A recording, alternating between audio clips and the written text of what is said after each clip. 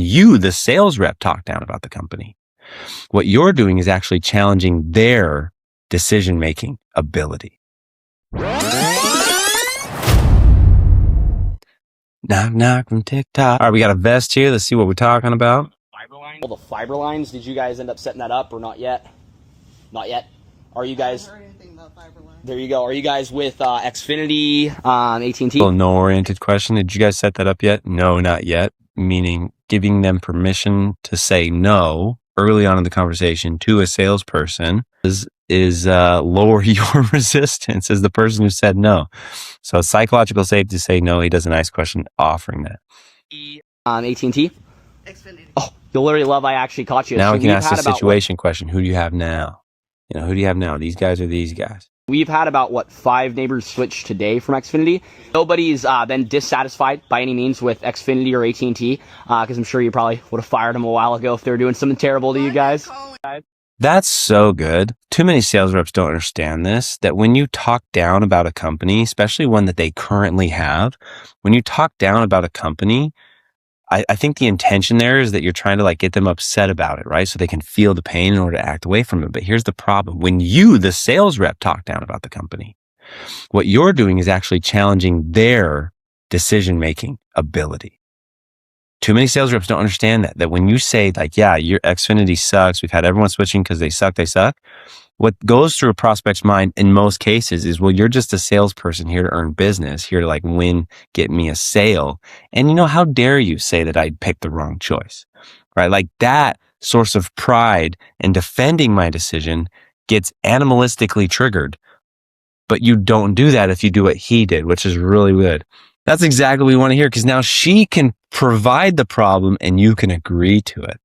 And problem agreement is such a crucial point, because you're the salesperson. They see you as a salesperson. But if you can ask a question that causes them to say, I have this pain, then you get to agree with it. And problem agreement moves that process forward so well.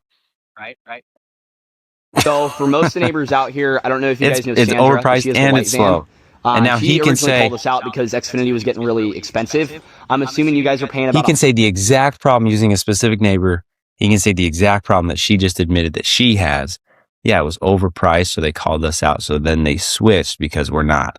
Right now, all of this is going through the prospect's mind. 120 a month. Oh, really? 120?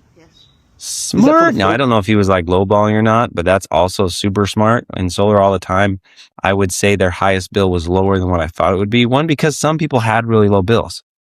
And I wanted to make sure that wasn't just a deal killer when I mentioned what the bill could be. But two, I want them to realize that their bill is higher than it could be.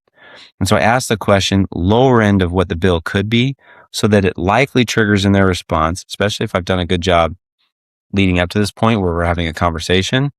Now they can say yeah, it's higher than it should be. When the prospect realizes that, there's some serious value opportunity. I do. Here, pull up your cell phone. I don't know.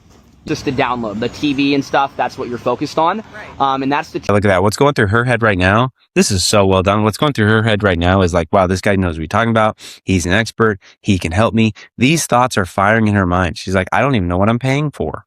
This guy seems to know. He's asking me to pull up my phone. Okay. Do you see, when you reach that point where they can trust you because of how you've not belittled their decision making, you've not attacked them for it, you've not triggered any resistance with just yes oriented questions, right? You've opened it up to where now you can be the trusted authority and guide them to help them realize how much better it could be.